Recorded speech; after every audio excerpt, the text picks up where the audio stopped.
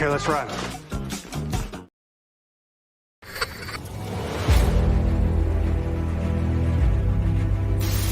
Your mission, should you choose to accept it. It's a quest. It's a quest for fun. Well, The Rock says, why don't we just cut right to the chase? Okay, now he wants to get together. Well, he wants to talk. I want you to do me a favor. I want you to tell all your friends about me. It's showtime, folks! What are you? I'm...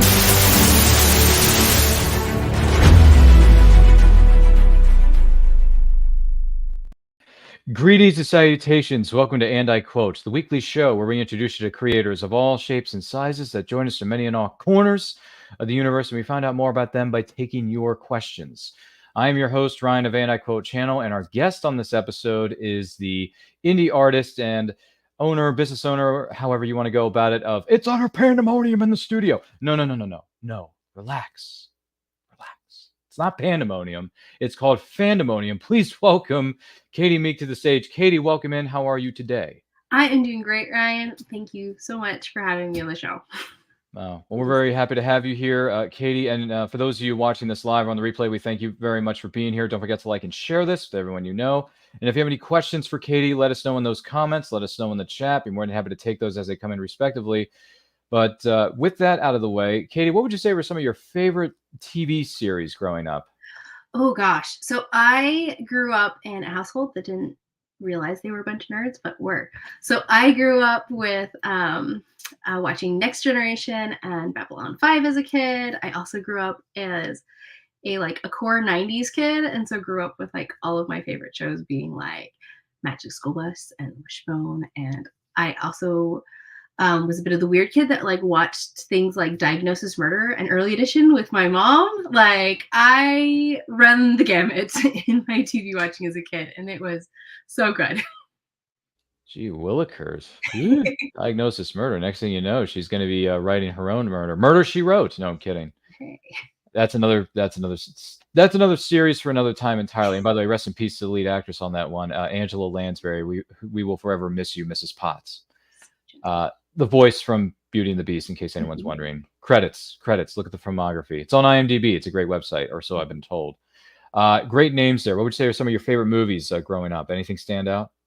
Oh gosh, I mean, like I said, I was a 90s kid, so I grew up with like the big name Disney movies coming out in my childhood, and so I loved kind of all of the Disney movies that you think of when you first think of a Disney film. I grew up with Lion King, I grew up with Aladdin and Cinderella, and all of those. Personally, Mulan was my favorite. Mulan was the one that spoke to me and that I identified with most growing up, and she actually got a little bit of a tribute in my art a couple of years ago because of the inspiration she was to me. That was definitely my favorite. And then I also love the under the radar gems like Treasure Planet and Meet the Robinsons when I got a little bit older.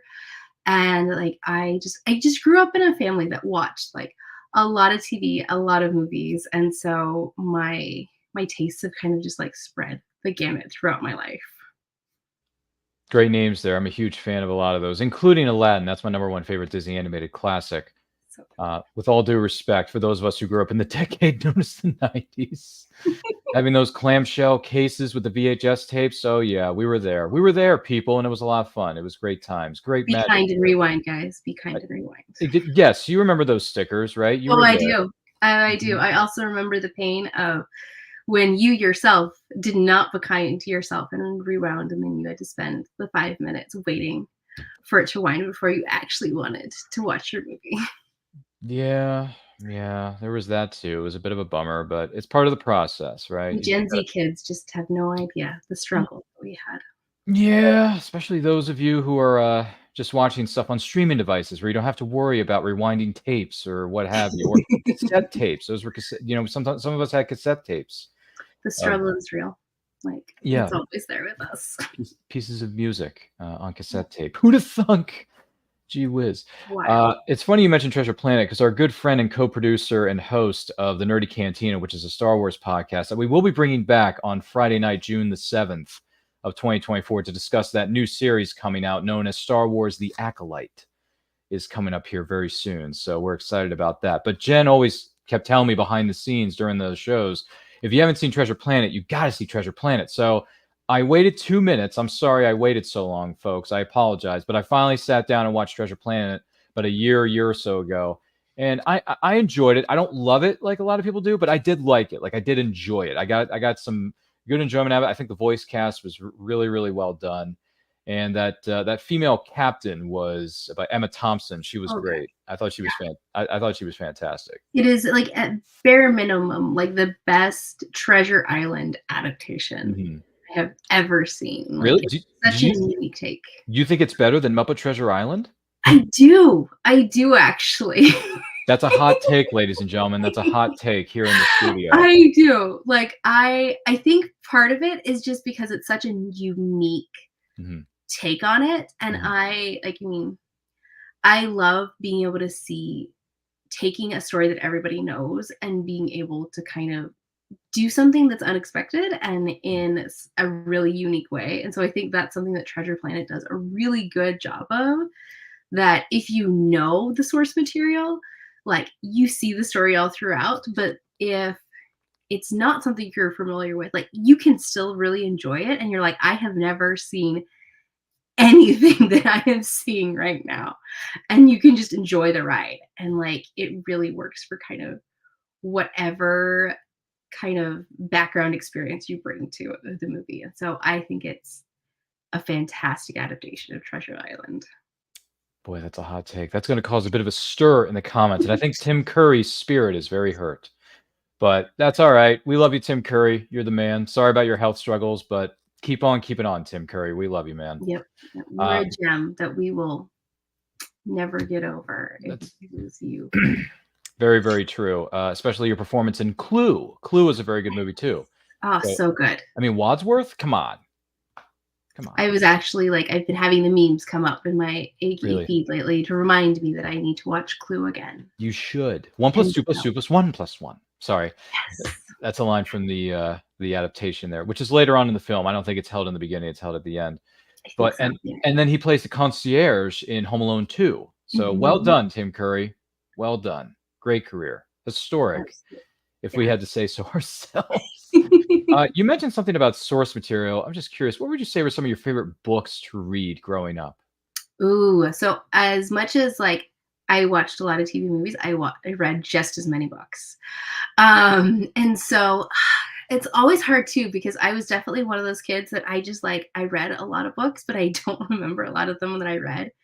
Like, my most notable ones is I went through a phase that I, like, loved, like, Nancy Drew and, like, ghost stories, and, like, they all kind of fit together. And it was also kind of my in that diagnosis murder phase where, like, I loved mysteries and I loved kind of, like, just, like, the adventure that it takes you on. But also, like, I read this is gonna be throwback, but I read, like, Boxcar Children books growing up. I read I read Babysitter's Club books growing up. I read like Mary Kate and Ashley mysteries. Like, I did a lot of different books, and then, like, I just liked reading a lot, and I read a lot of, like, fantasy novels and everything. And then like, fantasy has kind of been, like, my big jam. Like, as far as watching and reading, like, it's really interesting because I grew up watching a lot of sci-fi and kind of just adventures and slice of life. And I grew up reading a lot of fantasy. Like, and I didn't start really reading sci-fi until I got into my teens and my 20s, and didn't start really watching fantasy that much until I got into my teens and early 20s.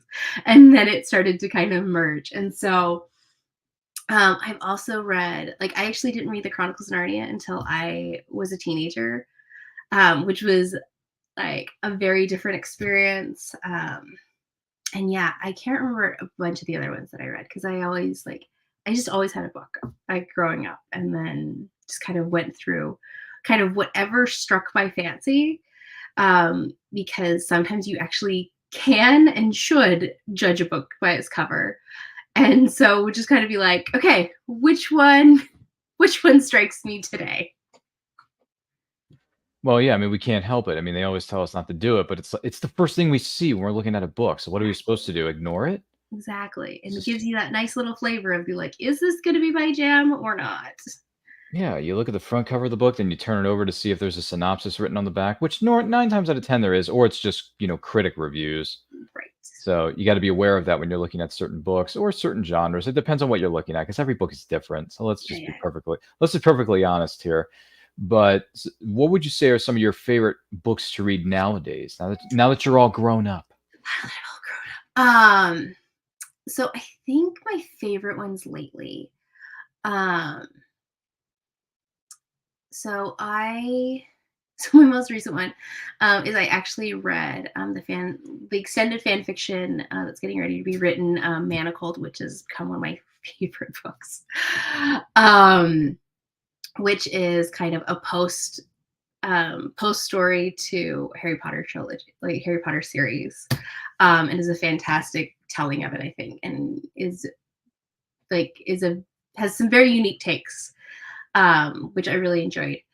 Um, I also have started getting into reading a lot more graphic novels. Read a lot of manga in high school and college, but then like I've been going through a bunch of graphic novels. I've been really enjoying reading the Teen Titans graphic novels by Gabriel Piccolo. And I can't remember the writer that he's teamed with, but like I've been really loving those. Um, I have also been reading more like kind of slice of life or like kind of everyday fiction. I actually just finished The Midnight Library, which came out a few years ago. That was really good, and I really liked kind of that thought-provoking story. Um, I actually really love Patrick Rothfuss's writing, The Name of the Wind, Unfinished Trilogy. Um, I have read Steven Erikson and really love Steven Erikson's like Malazan Book of the Fallen series, which I've only gotten so far into because it's so dense and so overwhelming. But like, I really love the writing. I really love kind of the depth and the world that he's built. And I tore through a Darker Shade of Magic trilogy when I started reading those, and really enjoyed D.E. Schwab's writing with that, and like some other like kind of slice of life fiction, which was really fun. And so a little bit of everything. Like I don't have any like real big books that I like kind of put on a pinnacle. Like even with my fandoms, like I have a lot of different fandoms that I enjoy kind of at different times. There'll be ones that I kind of like more and I'll talk about more, but I've never really had one that be like, oh yeah, but this is the one. This is like my ride or die. And so it really kind of depends on what I have time for, what I'm in the mood for, kind of like what kind of I need. Because sometimes like I need something a little bit more cozy, and other times I need something that's a little bit more escapist and be like, I need a world that is completely different than my everyday life. And so it really kind of shifts around like which ones are kind of the most gripping for me at the time. But I like to read kind of and watch kind of a broad spectrum. So I think it's fair to say you take a look, it's in a book, you run the gamut, and you got 31 flavors. So you're like Baskin Robbins around here. Exactly. And even if it's not my thing, like I love talking to people and hearing people's excitement for their fandoms too. And so even if like it's not something I'm as excited about, Mhm. like I still get enjoyment about like talking to people about it and hearing like their perspective. And so I am very much the like equal opportunity fandom here. Like I don't really go down the horror route. I don't go down like the romance novel route, but like kind of I go across like a lot of different genres. And it's just I love good storytelling. I'm a sucker for really good scores, really good storytelling and writing, and like good characters that I can actually like feel for.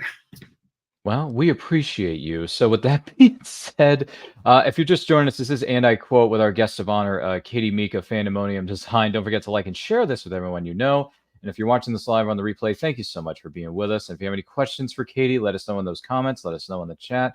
More than happy to take those as they come in. When did you decide to become an artist?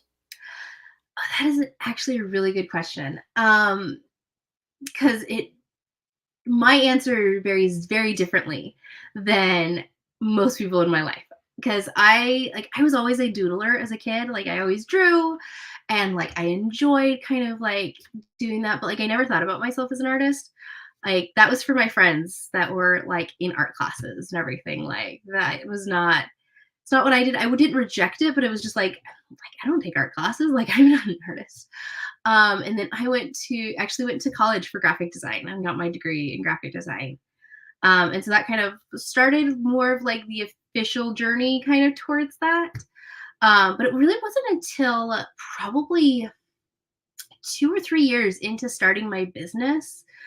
So like circa 2018, 2019, that I finally was kind of like, oh, like I'm not just like a designer or like a hand letter. Like I actually am an artist, and I can like take pride in that, and I um can own that instead of feeling like, oh, that's not really like I'm not an artist. Other people are an artist, but not me. And then certainly when I switched my focus to doing digital art, and focusing on fandom, like then I really kind of like was like, okay, like if I'm going to call myself a digital artist and what I'm creating is digital art, then like clearly I should be viewing myself as an artist and like viewing me in that kind of that similar like creative lens. And then like it certainly once you identify that, like you also realize that if you make things like regardless of whether you're doing it as a business or like kind of what type of way you're doing it, like everyone can be an artist.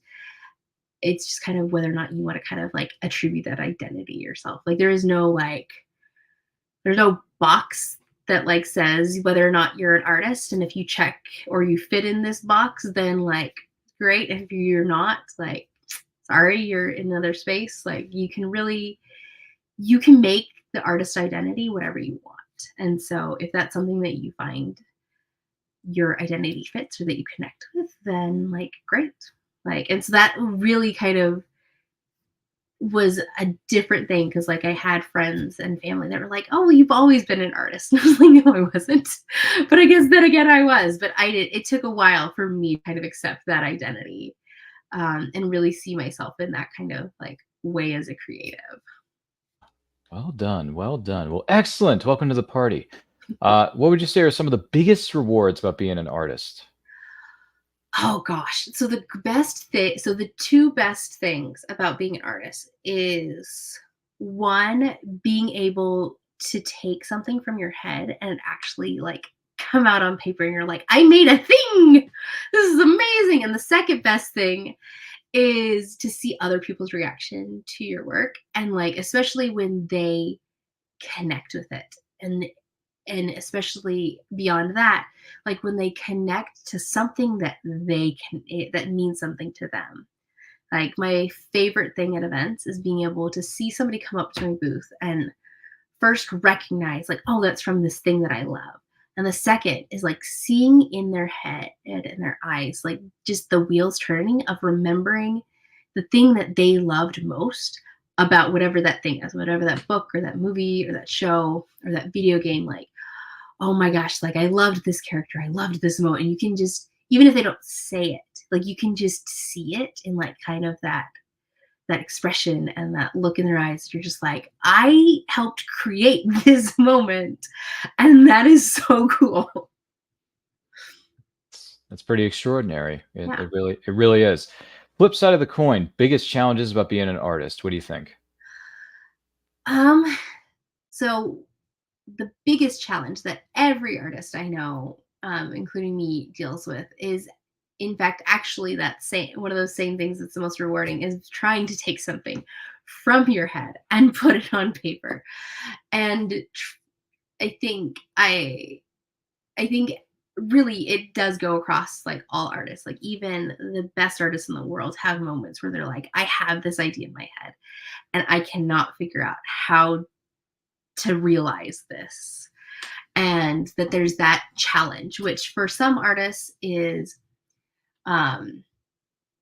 like it's overwhelming. And like I've had moments in my career where it has been overwhelming, and like I didn't understand and would get so upset and frustrated. But it really depends on how you look at it, because then I have actually really kind of turned a corner with it, and I love kind of the challenge. I still get frustrated and upset when I hit roadblocks, but I love getting that opportunity to be like, okay, well, like maybe I need to try a new skill, or like maybe it's not working because I need a different approach. And so it ends up being kind of more of a problem solving exercise to get to kind of the art.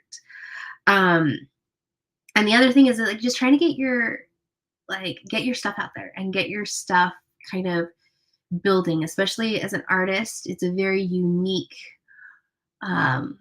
way, and being a creative in general, like the same way with like podcasts and writers and all that. Like you put so much of yourself into the thing you create, and then trying to like get that out into the world and get that to connect to the right people in order to be able to kind of continue doing. Because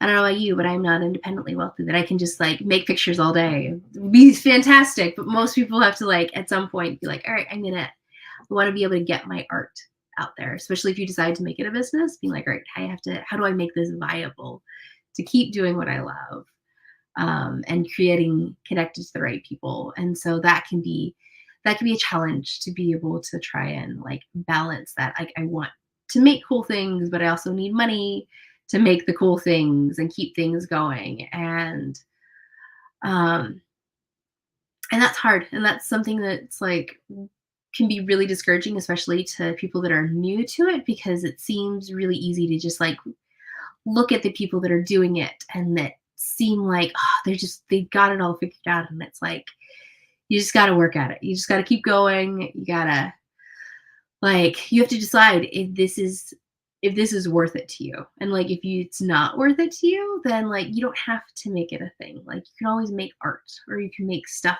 on your own. But the business side can be a lot for people to be able to kind of make it into something that actually is sustainable and can keep going.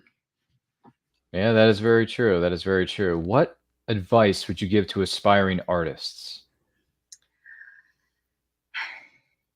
Don't try and go too fast, too quick. Is like, one, you're going to burn yourself out. Like it's going to be too much, and you are going to get frustrated with where you are, and then you're just going to be toast. But also, like, especially if you're wanting to make something at all creative, like a major part of your life, or certainly a significant part of what you're doing, like you have to be ready for the long game. Because one, like if you're doing it as a major part of your life, hopefully you're doing it for like 10, 20 years. Like you want to do it for that long. But also like the growth takes time, and like there is no such thing as an overnight success.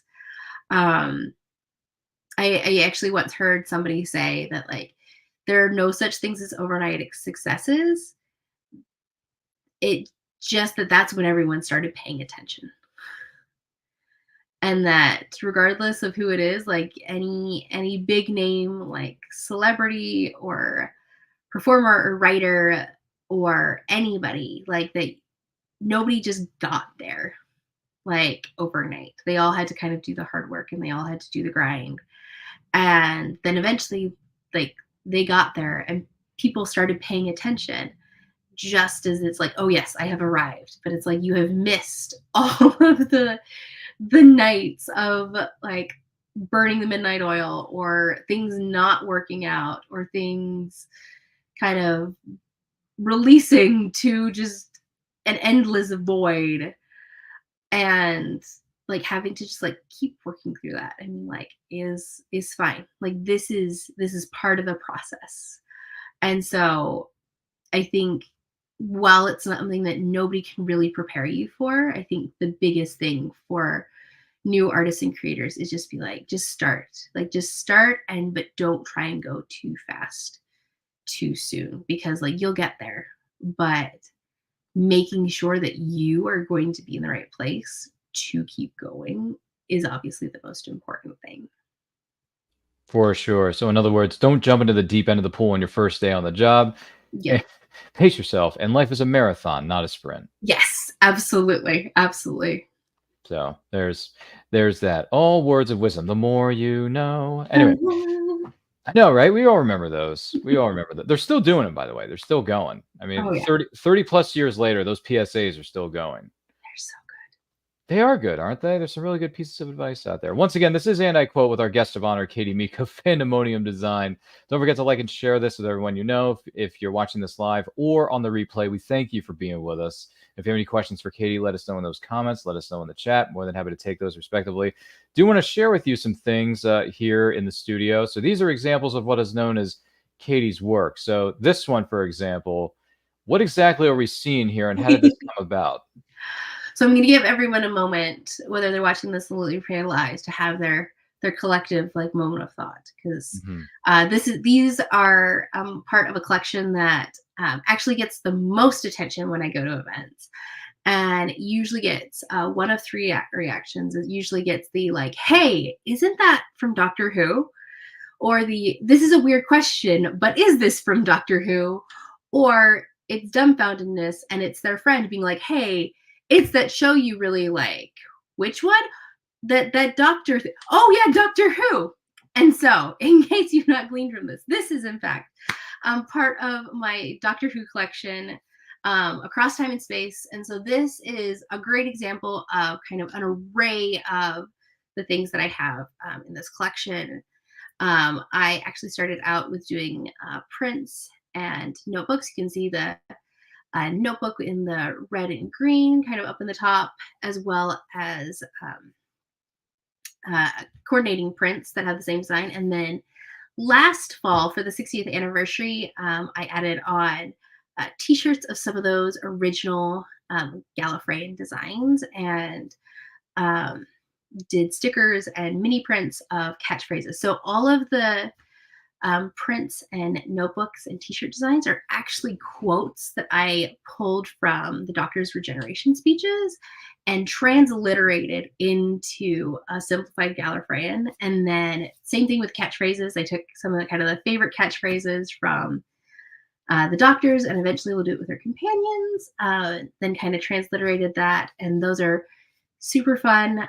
They look really cool, and they have a special place in my heart, because while I don't have like one major fandom, I can talk to people about Doctor Who like all day happily.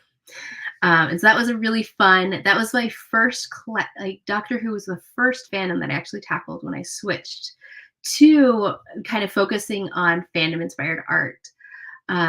Those first designs inspired by the regeneration speeches, and so those were a challenge, and like kind of those were my jumping into the deep end of digital art, which was kind of an adventure. But they were super fun, and they're stunning. And I am obviously biased, but they're my ones that get the most attention like everywhere I go, because they just look like absolutely gorgeous. Is it fair to say that maybe two of these quotes or maybe these characters have come across your desk at least at some point in the past, or maybe somewhere down the line they may come into play? I'm not sure. Spoilers. Or hello, sweetie. Yes. So those are the ones I actually get the requests for the most. How can you go wrong with River Song? How can you go wrong? Which is kind of funny, because I'm actually not a River Song fan. Really? You don't like Alex? I like Alex Kingston is She's incredible. But and I loved her in The Silence of the Library. And that's kind of where I wanted her to end. I have a friend that loves River Song as a character, and I love that for her. I personally am a Rose Donna when it comes to companions, and so River Song really disrupts a lot of my favorite things in the canon. And so I can't really buy into River Song so much, but she is an excellent character, and she's definitely on my list. Like I have actually built all the starscapes for the designs myself, and so I pulled the colors from and kind of the overall kind of personality from the doctors and from like the colors of their opening sequences. And so I haven't done one for Riversong. I actually have the Gallifreyan done.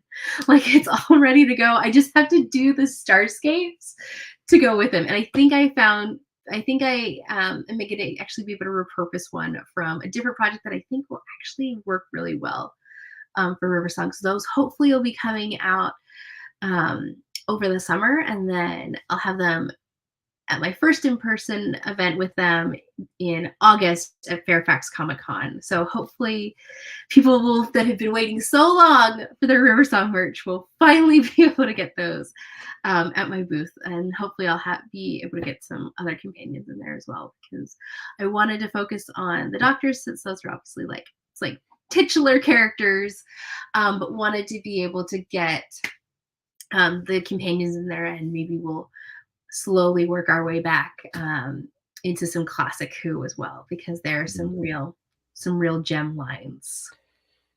Yeah, that is for sure. And also, it's funny you bring up Fairfax, because And I Quote Channel is planning on being present and accounted for at Fairfax Comic-Con, which is in the month of August of 2024 at the Dulles Expo Center in Chantilly, Virginia. So make sure you go to, I believe it's fairfaxcomiccon.com, go to the website, check it out. The guest lineup is excellent if you're an X-Men fan. Ooh, yeah. So, and I'm wearing an X-Men shirt. So, yeah. So if you're an X-Men fan, a lot of the voice actors are going to be present and accounted for. Also, Star Wars alumni Spencer Wilding, who was Darth Vader in the suit in Rogue One, A Star Wars Story, the greatest Star Wars prequel of all time. And Ray Park, who was the physical embodiment of Darth Maul in Star Wars Episode 1, The Phantom Menace, is also going to be a guest. So if you're a fan of certain Marvel, maybe some Star Wars, maybe some comic book properties, there's going to be some comic book artists, legendary writers and artists are going to be present there too.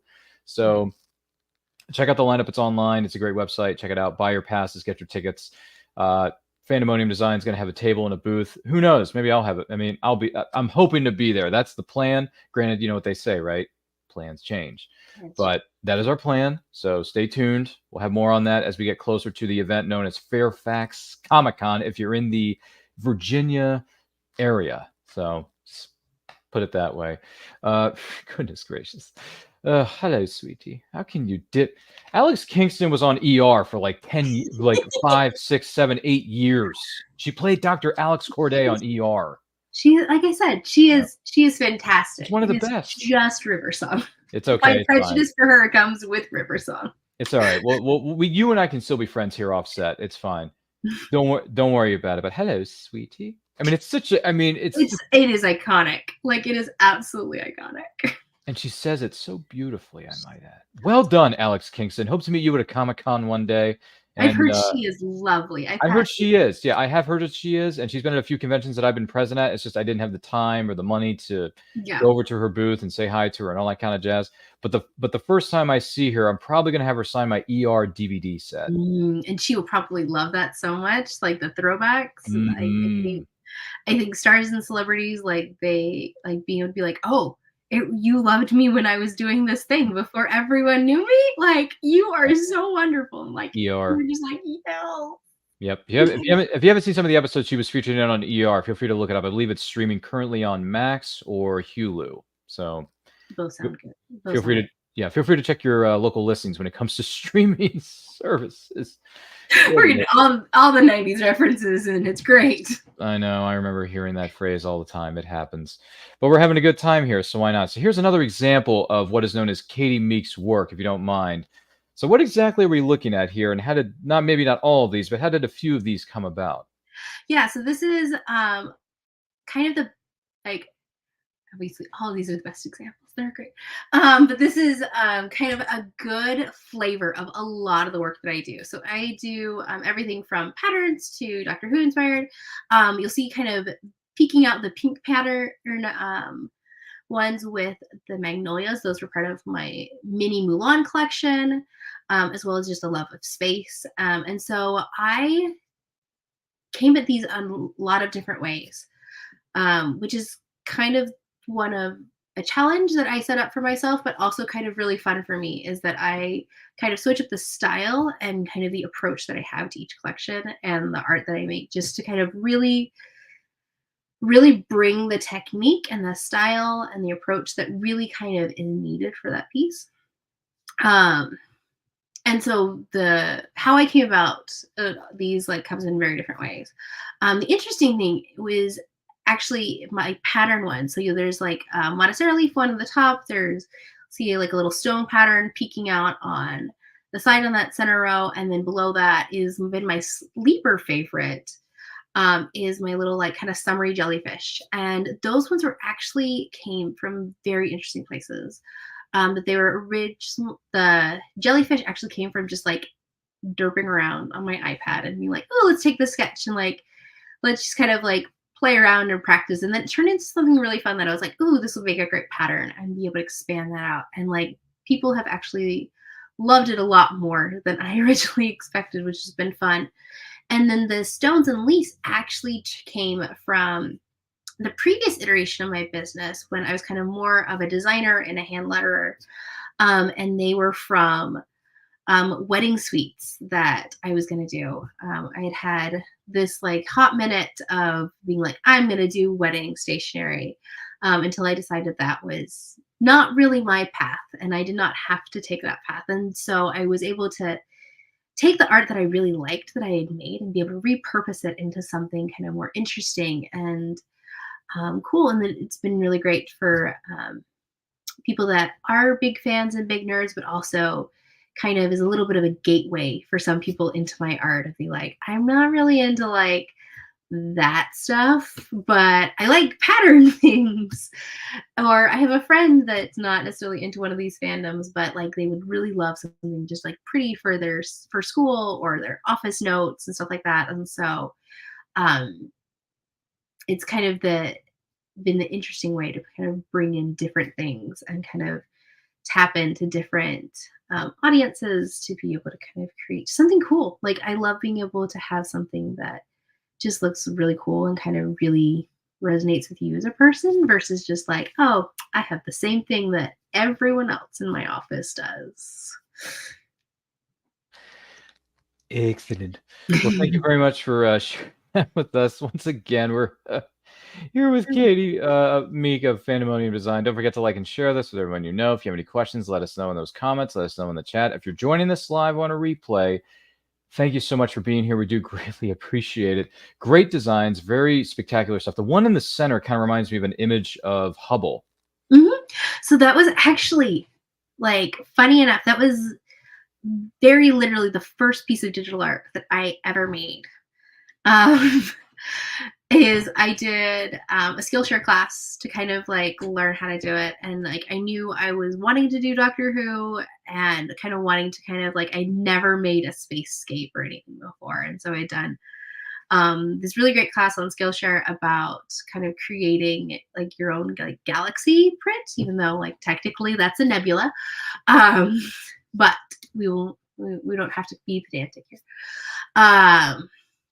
And so that was one that I kind of created, kind of taking inspiration from NASA photos. That's actually what I did with a lot of my Doctor Who stuff. I took inspiration from the Doctor Who shows, but also like took inspiration from like NASA's library to kind of really kind of combine and get a little bit of the realism. And so I really loved that first, I call it the Winter Wonderland Galaxy.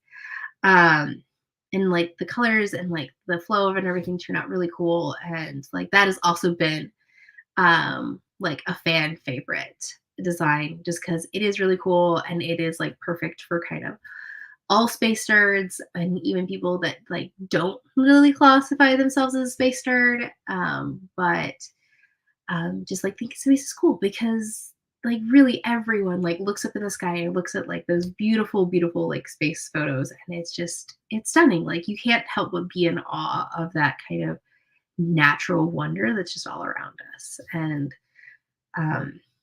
so that's been really cool to be able to have and kind of have conversations with people about because like there's just so much cool wonder around all of us, especially up in the stars. Well, yeah, we're just little specks. We are all Stardust. Yeah, which was the code name for not only Jyn Erso, but also the project that contained the weakness of the Death Star. Hashtag minor spoilers.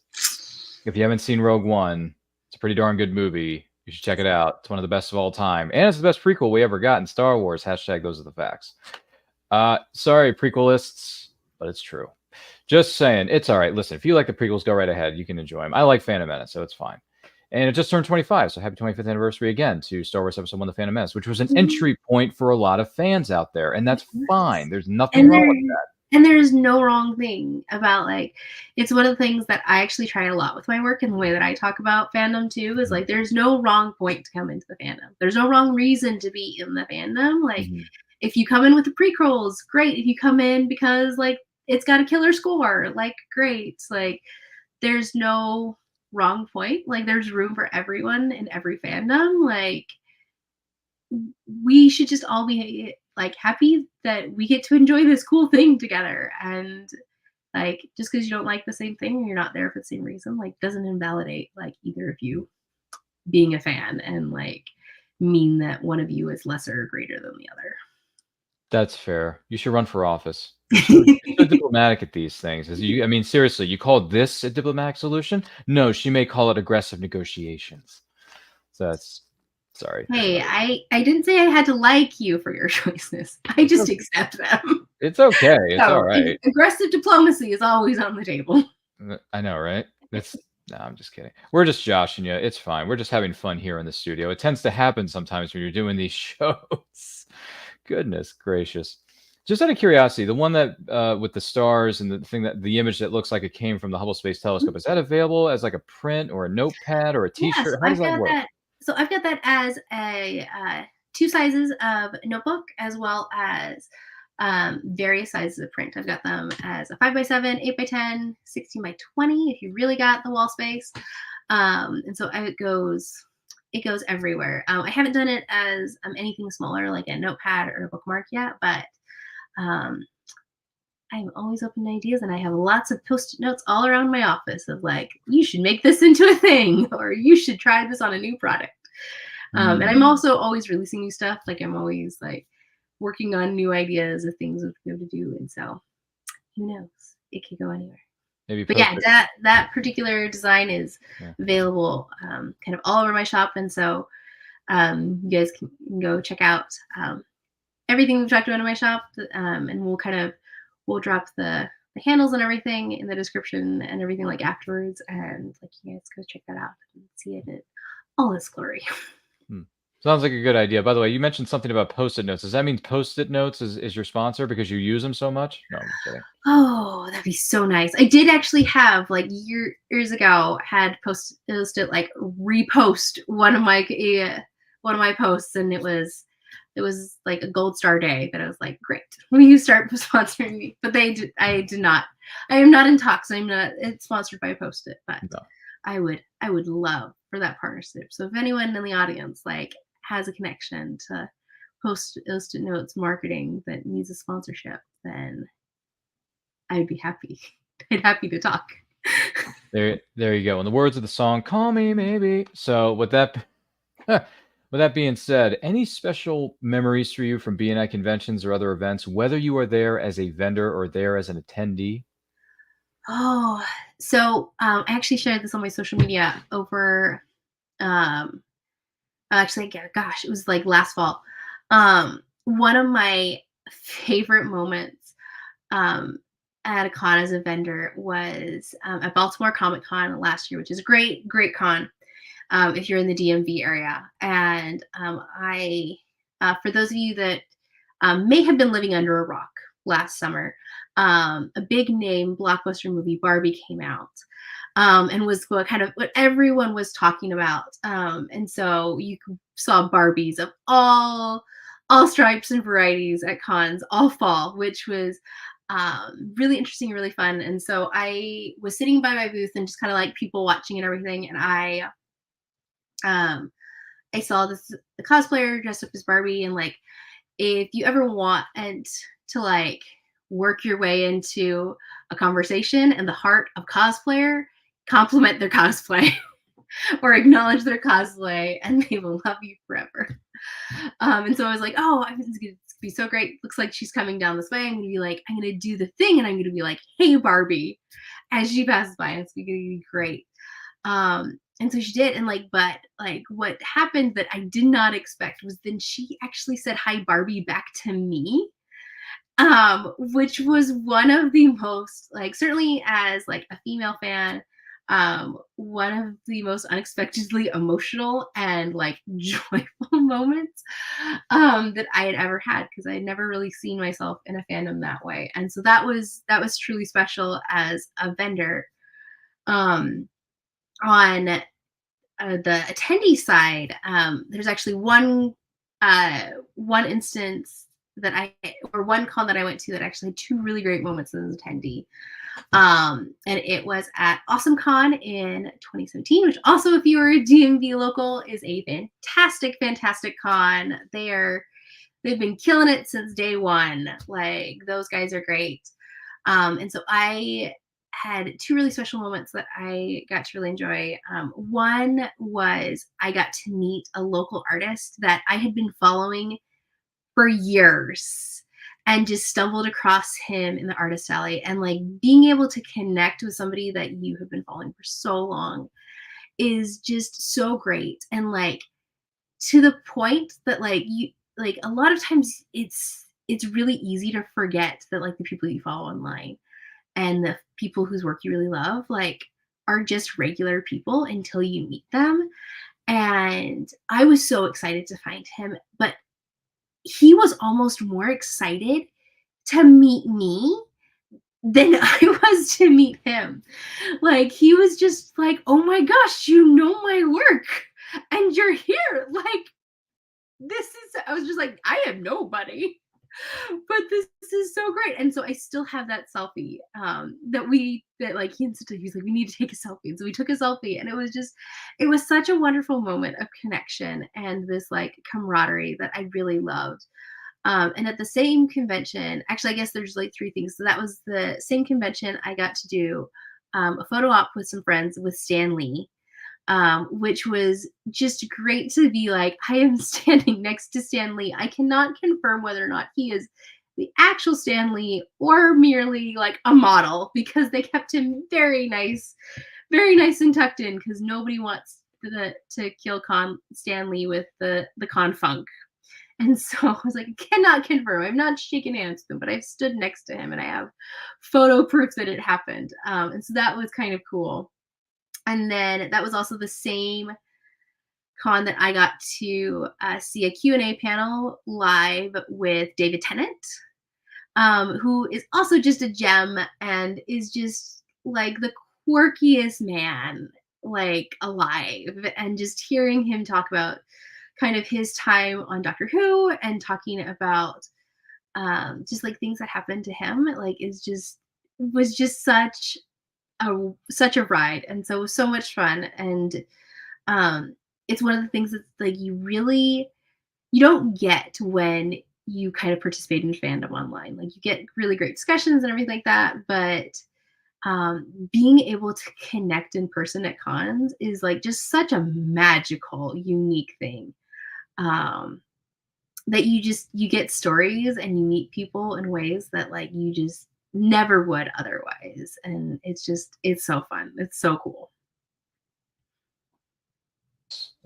Well, that is just fantastic stuff. Yeah, I remember. I mean, David Tennant, I haven't seen any of your work in Doctor Who, so I can't comment or speculate because I'm not a Whovian. Sorry, it doesn't work for me. But he was really good as Purple Man on Jessica Jones in the MCU, and then he was the voice of Harude, however you say the robot's name, on the Star Wars series Ahsoka. So he was great as the voice of the robot. I don't know if you saw that or not, but he was fantastic. He's there. And also if for before anyone really knew who he was also Barty Crouch Jr. back in the day of Harry Potter, that most people don't actually realize until they go back and watch and they're oh snap. David, and now we get David Tennant rocking it with Good Omens and Across. He's just fantastic in everything that he does, and he's just a lovely human that it's just fun all around. I did not know he was in the Harry Potter cinematic universe. Yes. I was completely unaware of this. Yeah, it is It is great. Episode or it was Order of the Phoenix, so number 5. So Order go of back and watch that. You get this probably about a 2-minute scene of David Tennant transforming back from being Mad-Eyed Moody. It's a spoiler, guys, but it's been out for ages, so like you can't hate me for it. Okay. And so he is in there, and it's just like, yeah, he's great with everything he's done. And so he's a great person to follow. And just, if you need more quirk and joy in your life, like David Tennant's pretty good for it. Well, I hope to meet him one day at a convention. We'll see if the time and the schedules work out between the two of us. We don't know yet. That's too far into the future, and I can't see into the future because I'm not psychic.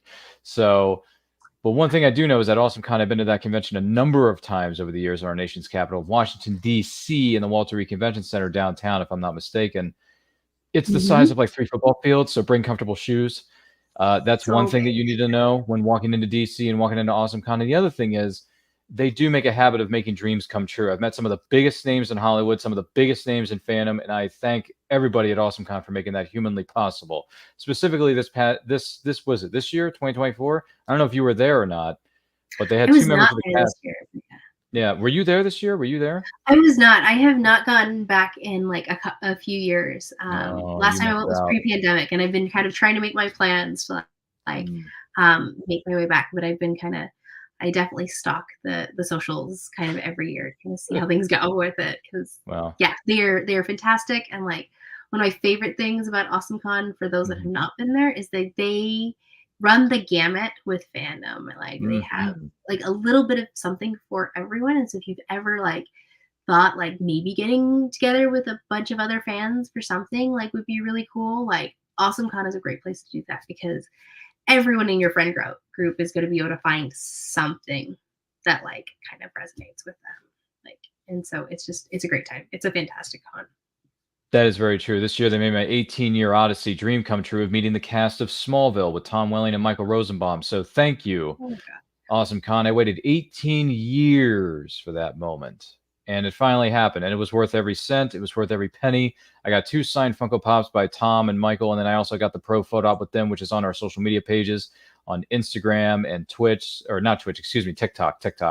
So check out those photos of the time we spent at AwesomeCon 2024. It was definitely a year and moments that I will never, ever forget. So thank you, AwesomeCon. Anyway, this is And I Quote with the guest of honor, Katie Meek of Fandemonium Design. Don't forget to like and share this with everyone you know. And if you're watching or listening to this live or on what is known as a replay, we thank you so much for being with us. If you have any questions for Katie, let us know in those comments. Let us know in the chat. But in the meantime, I want to let you know that this episode of And I Quote is indeed powered by our good friends over here at Poddex. Now check this out.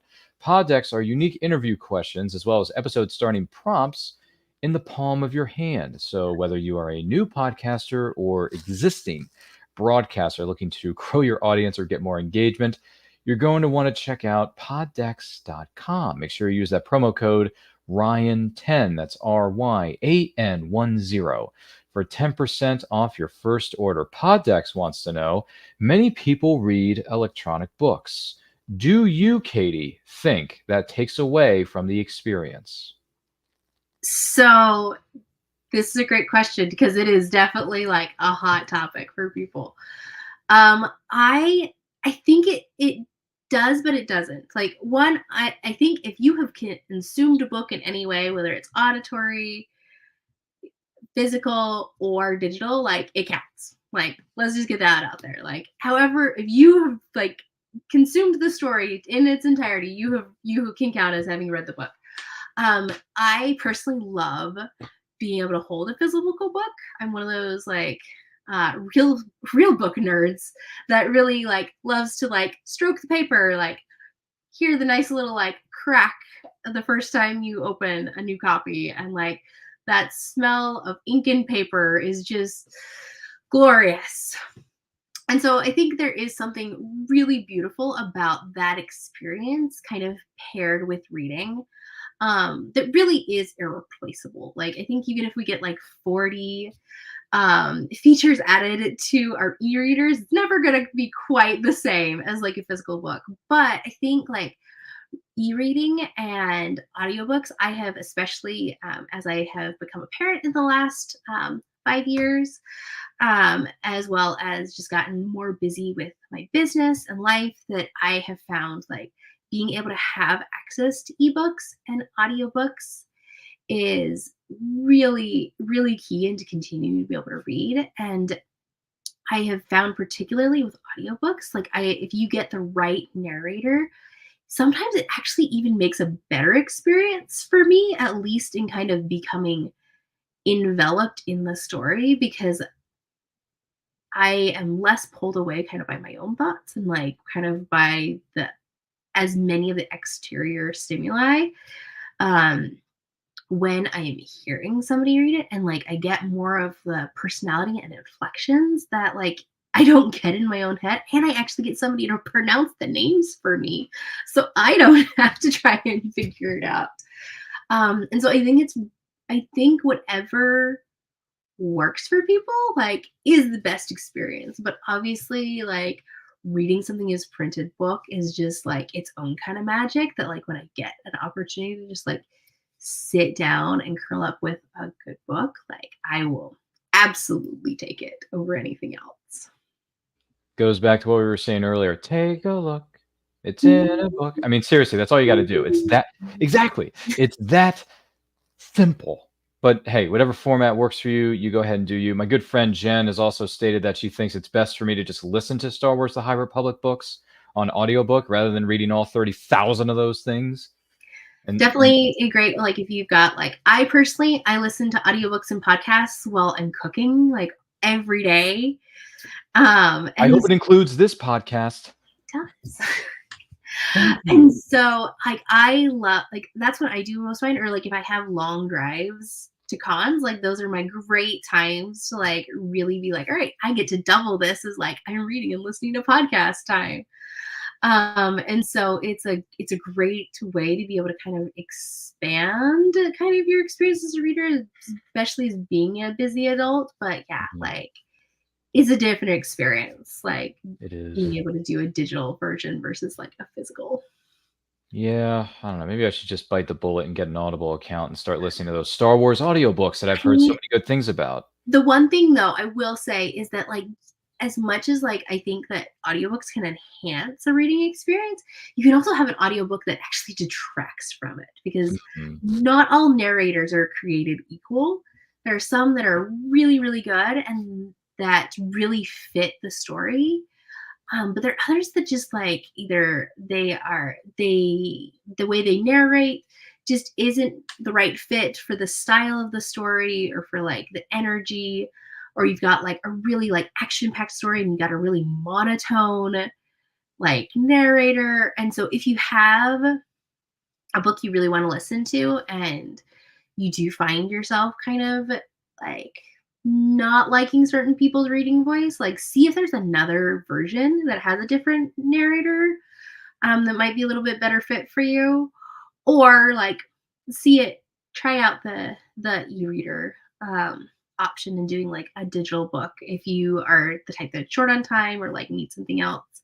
Um, Also, a plug for your local library. If you don't want to Mhm. make the commitment to having like an Audible subscription, they have like at least my library has a fantastic audiobook like library, and I have checked out a bunch of my audiobooks through there, so that way I can just enjoy them, and then I don't necessarily have to take up storage space on my phone for it, or being able to be like, if I do not love this book, I do not feel bad about spending a bunch of money on the audiobook or the physical book when I am like getting it from my library. And also I'm supporting my community by supporting my local libraries in any way.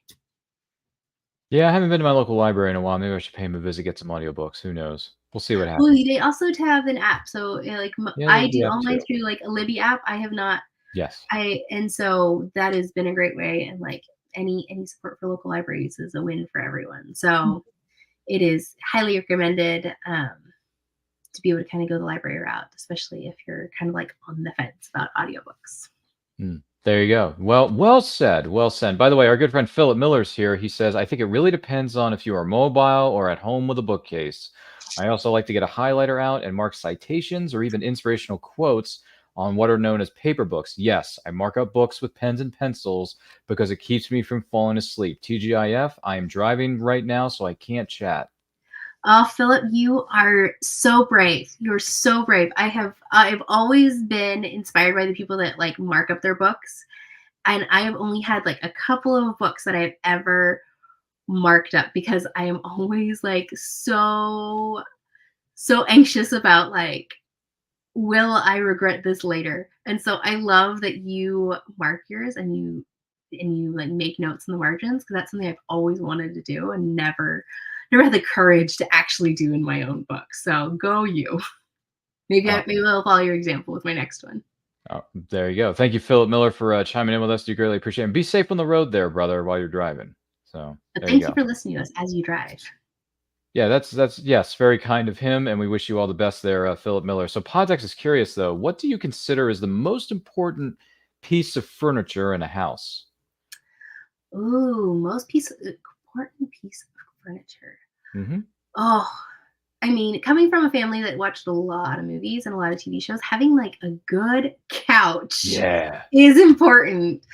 Also, like making sure it has adequate space for napping is a key thing too. This was an important thing when my husband and I bought our first couch was making sure it was comfy, it was going to wear well, and then there was enough space for napping.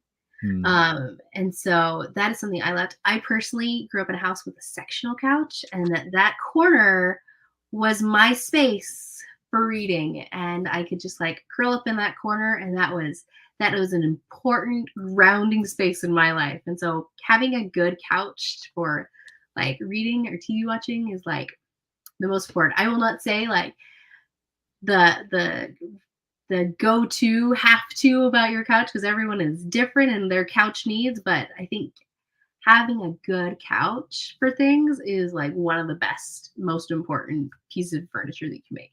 Only second to your bed, but you just get to actively enjoy your couch more than your bed. So every time the you would approach the couch and your section was either available or it was taken, you would pull a Sheldon.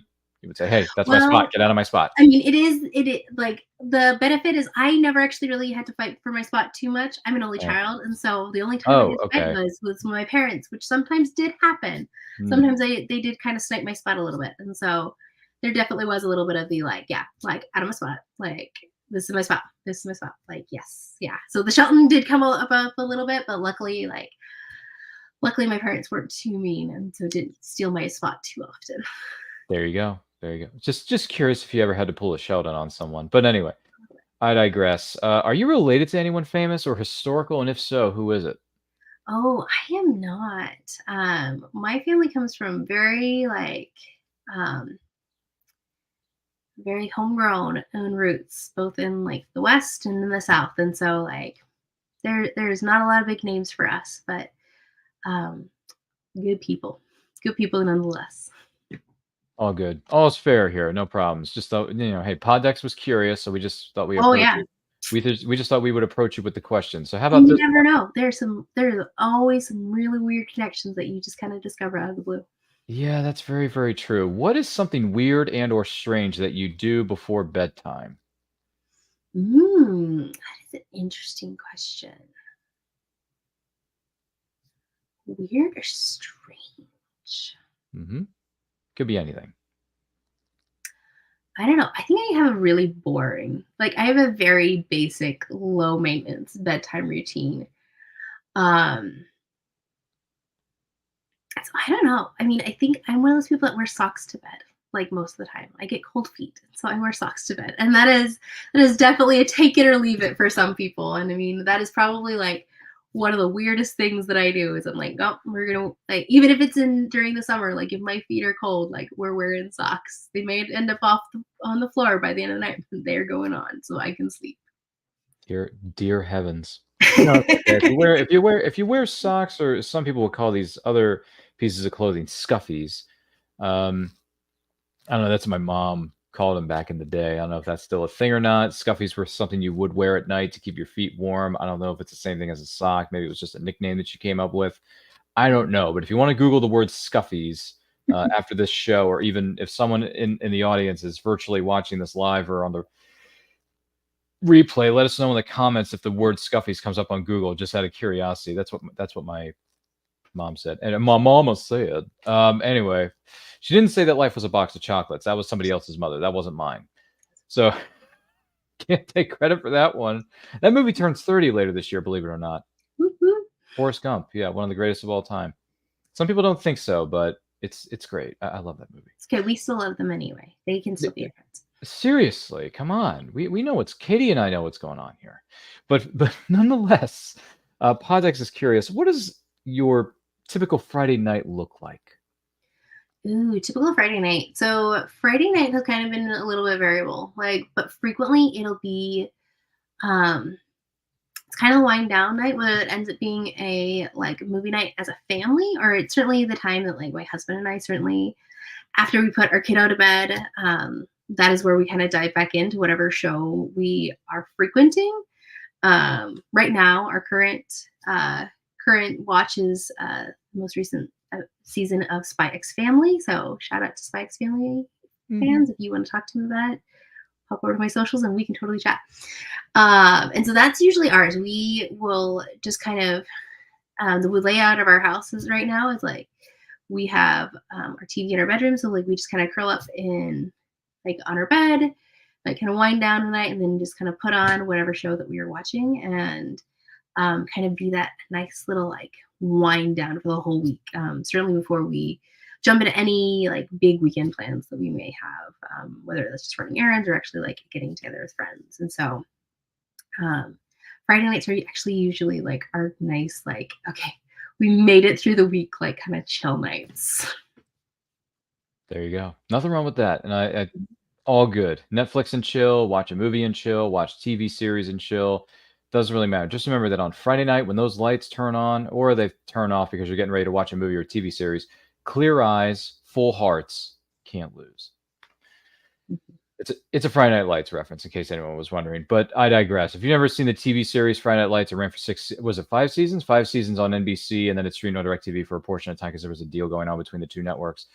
Watch Friday Night Lights. It's one of the greatest TV dramas of all time. Kyle Chandler is the man as Coach Taylor. And listen, it may be set around high school football, but high school football is not the main point of the show. It's just a backdrop.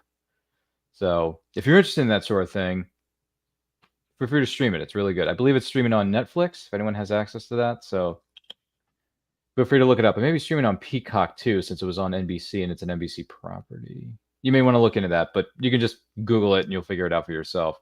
Other than that, I want to take this opportunity to say thank you to Katie Meek for being our guest on this episode of And I Quote. Katie, you are a wonderful person inside and out, and you got stories about fandoms for days. But we don't have that kind of time. But I want to say thank you for being with us. Now, if someone is watching or listening to this and they want to find out more about you and where they can follow you and your projects on social media, where can they find you? Absolutely. So obviously the best place, you can pop over to my website, fandemoniumdesign.com. As well as you can find me at Fandemonium Design on Instagram, Facebook, and TikTok. You can email me at Katie@Fandemonium Design with any questions. And you can go on my website to look up my upcoming events. Follow me on social for kind of more fan stories and kind of getting in a peek at stuff I'm working on and stuff that's new. My newsletter is a great place to do that as well. I love talking fandom. I love talking and hearing about people's stories. And so hit me up in my DMs or emails to share, comment on my posts. I love chatting about this stuff. So hope you guys will follow along, and thank you for tuning in. This has been a great conversation. Well, we thank you for being with us, Katie. We hope to have you here back again. And who knows, maybe she'll show up on one of our movie watch-alongs. Or if she likes The War in the Stars, also known as Star Wars, maybe she'll join us on the Nerdy Cantina when the Acolyte drops and talk some Star Wars with us, if that's something she'd be down for. I don't know. We got to talk about it in the green room or the backstage area of the studio. But thank you so much for being here with us, Katie. Do greatly appreciate it. Keep up the good work, and congratulations on all your success. And we wish you nothing but continued success in the future. Once again, my name is Ryan of And I Quote Channel. Follow me on Twitter and Instagram at RyanRPM5. Follow us across all forms of social media. The links are available in the description below, as well as where you can follow Katie Meek of Fandemonium Design. Those links are down below in the description of this episode of And I Quote. Our next goal is 5,000 subscribers on this channel. So tell your friends about us, tell your families, tell your friends, tell your coworkers, your classmates, etc., etc. Once we hit 5,000 subscribers, we're going to throw a great big live stream celebration that's going to include returning guests, some surprises, and special giveaways that you, our incredible fans/subscribers, are going to be eligible to win. Maybe Katie Meek of Fandemonium Design will have something in store for us as a giveaway. I don't know. If she's interested in that, we can talk about it later, or she can send us an email, however she wants to go about it. We have a support the show link located down below. We have a buy me a coffee, or in our case, we like pizza because we're like the Ninja Turtles. Yeah, there's another fandom for you, Katie. If you're familiar with TMNT, I don't know if you are or not, but hey, cowabunga. We also got merch. We got t-shirts. We got hoodies. We got stickers. We got coffee mugs. We have stationery. We have posters. We have all kinds of wonderful products that are available to you. The links are in the description or in our social media bios. So I'm sure, hey, if Katie likes shirts and hoodies, maybe she'll find a pair of socks that she can wear that'll keep her nice and warm. I mean, maybe we have And I Quote socks. I don't know. Feel free to look it up. It's on the Redbubble store. Goodness gracious. Also, movie watch-alongs are continuing. We're going to be doing one on Saturday, May the 18th for the 25th anniversary of Sean Connery and Catherine Zeta-Jones' heist thriller Entrapment. So join us for that. Speaking of Comic-Cons, as Katie and I were talking about earlier in this episode, I'm going to be at Thy Geekdom Con May 24th to the 26th in Oaks, Pennsylvania, meeting Stephanie Nadolny of Dragon Ball Z fame, as well as some other anime or manga properties. A lot of voice actors are going to be present and accounted for. And speaking of books, for those of you maybe watching or listening to this, Adina Mignona has the Robot Galaxy series, which is saving the galaxy one glitchy robot at a time. So if you're a fan of sci-fi or you're a fan of the property known as WALL-E, the Robot Galaxy series may indeed be for you. Buy it directly from the author at adinamignona.com or Amazon, Barnes & Noble, wherever you buy your books.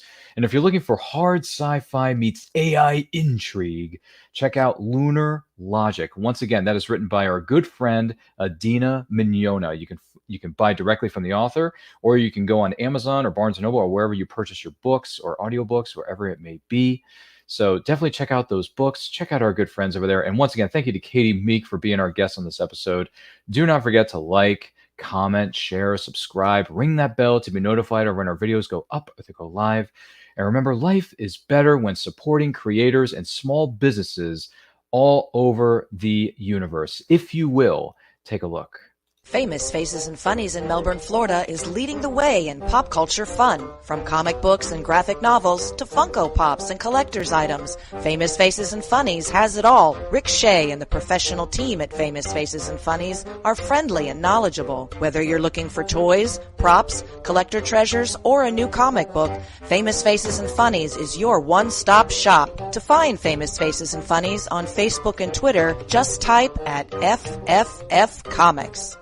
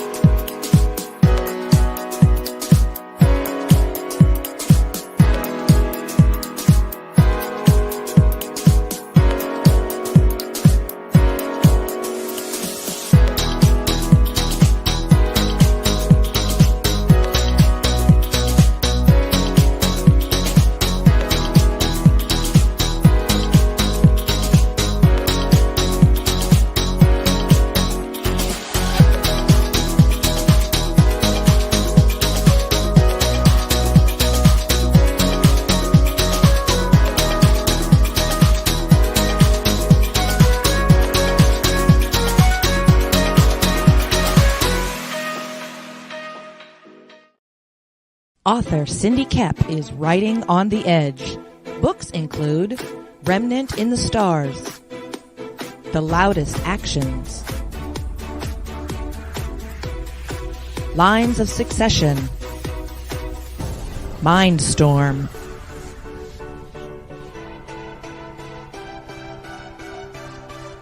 Condemned Courier, the Yerushalayim series, and Animal Eye. Find author Cindy Kep at CKOEPP.com today.